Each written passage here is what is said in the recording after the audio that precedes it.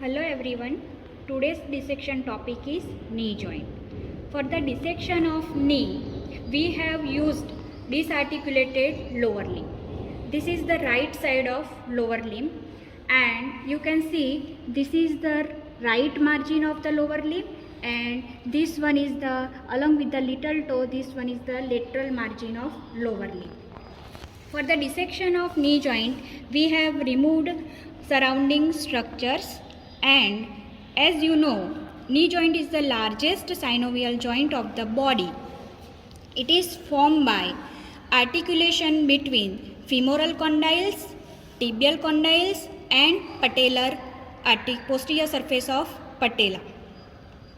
Now, for the dissection of the knee joint, we have kept the incision proximal to the patella, this one, and we have extended the incision along with the both end of the previous incision lateral to the patella downwards.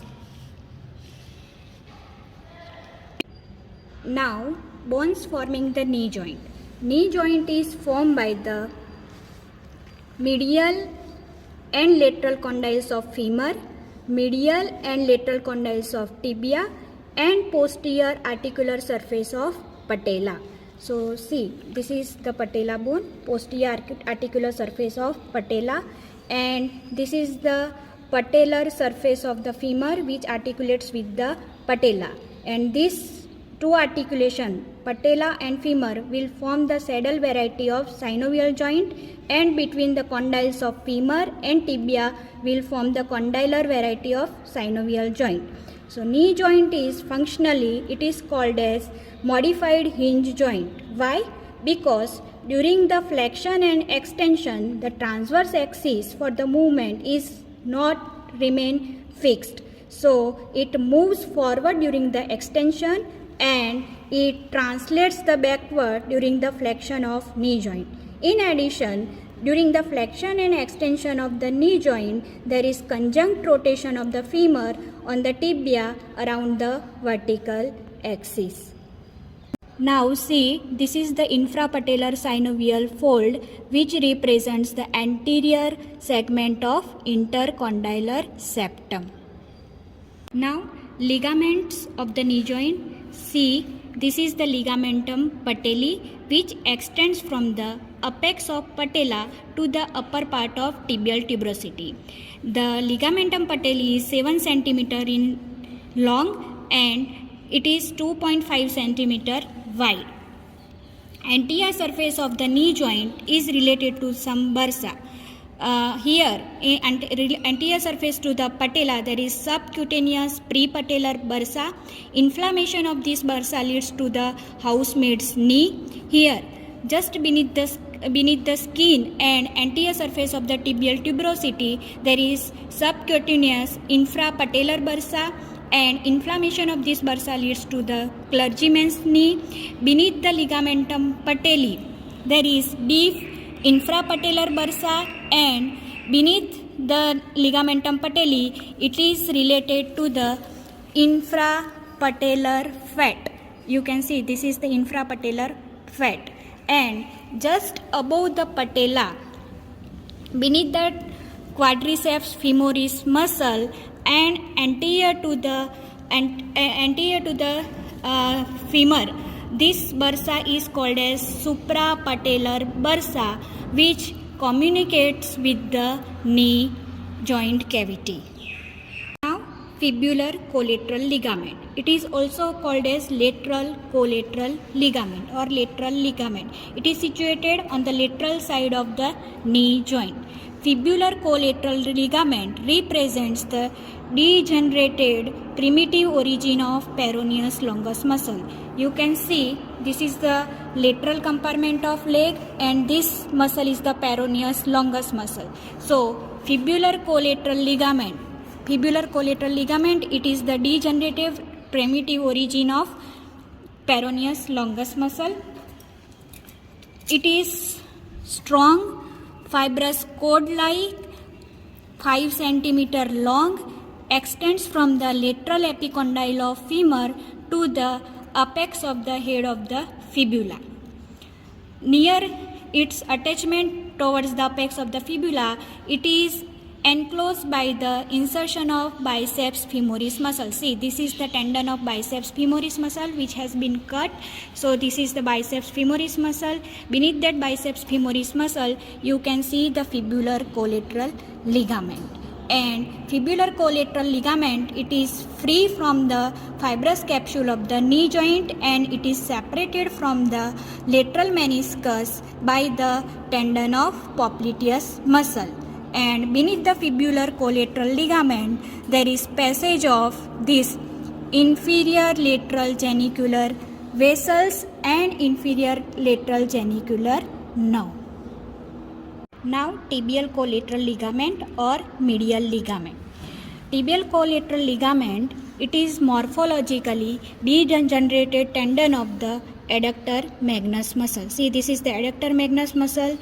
It inserts at the level of adductor tubercle and distal degenerated tendon of that adductor magnus. It is called as tibial collateral ligament. It is 10 cm long, which has two parts. One part is superficial and another is the deep part. Deep superficial part of the tibial collateral ligament extends from the medial epicondyle of femur to the upper part of the medial border of the shaft of the tibia. Then this superficial part of the tibial collateral ligament, it is crossed superficially by the three tendons. You can see here, this is the sartorius muscle, then gracilis and the semitendinosus. So these three tendons cross superficial to the superficial part of tibial collateral ligament. Deep part of the tibial collateral ligament, it is triangular in shape. It extends from the medial epicondyle of the femur to the fibrous capsule of the knee joint, and it is also attached to the medial meniscus. Between the superficial and deep part of the tibial collateral ligament, there is the part of the semimembranosus muscle. So this is the semimembranosus muscle. So here part of the semimembranous is situated between the superficial and deep part, and also between these two parts there is passage of the inferior medial genicular vessels and nerve. Now, oblique popliteal ligament. So see, this is the floor of popliteal fossa. You can see the oblique popliteal ligament represents the one of the expansion of semimembranosus muscle, and oblique popliteal ligament forms the floor of popliteal fossa, and popliteal artery rests on the oblique popliteal ligament. Oblique popliteal ligament extends upward and laterally, and it is attached to the intercondylar line of the femur, and it is also attached to the lateral condyle of the femur. Then it is pierced by the middle genicular vessels, middle genicular nerve, and posterior division of obturator nerve. Now, arcuate popliteal ligament. Arcuate popliteal ligament, it is Y-shaped, and stem of that Y, it is attached to the apex of the fibula, and posterior part of that arcuate popliteal ligament arches over the popliteus muscle. See, this is the popliteus muscle. You can see the posterior part of the arcuate popliteal ligament, and this, after arching over the popliteus tendon, it is attached to the lateral condyle of tibia. This is the posterior part, and anterior part sometimes it is deficient, and if it is present, it goes upwards and it attaches to the lateral condyle of femur. Now see, this is the semimembranosus muscle. Here you can clearly see the three expansions of semimembranosus muscle. One is that oblique popliteal ligament, here oblique popliteal ligament. Then second is the fascia covering the popliteus muscle. So this is the fascia covering popliteus muscle. And third expansion which extends behind the tibial collateral ligament, this one, third expansion, which is attached just posterior to the tibial collateral ligament up to the upper part of the medial border of the shaft of tibia. Now, fibrous capsule of the knee joint envelops the knee joint. It is attached above 1 centimeter above the articular margins of the femoral condyle and below 1 centimeter below the articular margins of the tibial condyles. Anteriorly, it is strengthened by the ligamentum patelli, anteromedially medial patellar retinaculum, anterolaterally lateral patellar retinaculum, and iliotibial tract. So it is strengthened on the lateral side by iliotibial tract and lateral patellar retinaculum.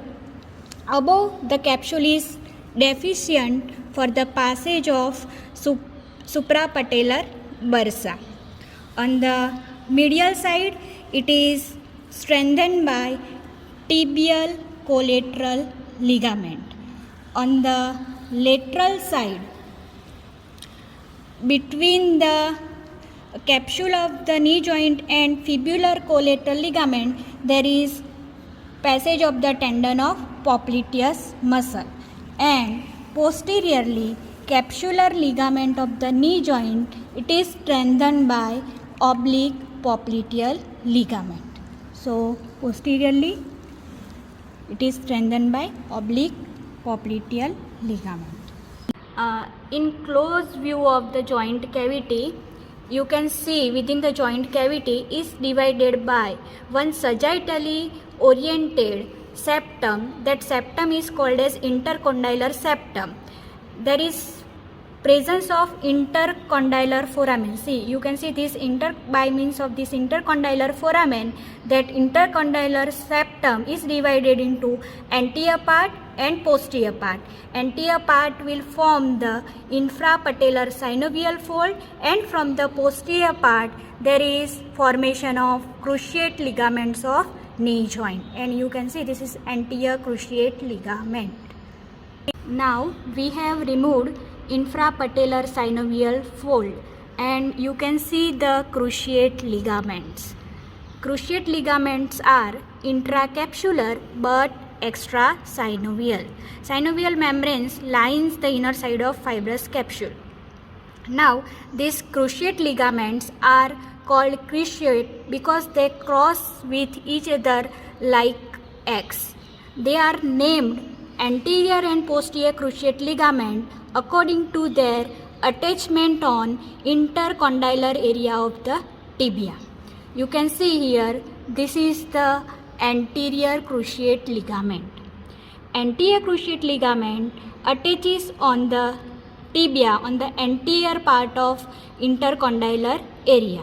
It extends upward, backward and laterally and attaches on the medial surface, posterior part of the lateral condyle of the femur.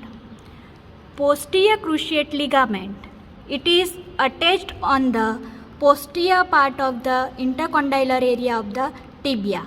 It extends upward, forward and medially, and it is attached on the lateral surface of the anterior part of the medial condyle of the femur.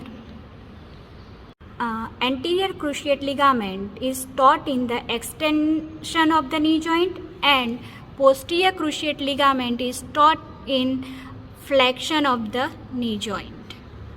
Now menisci of the knee joint, they are medial and lateral meniscus.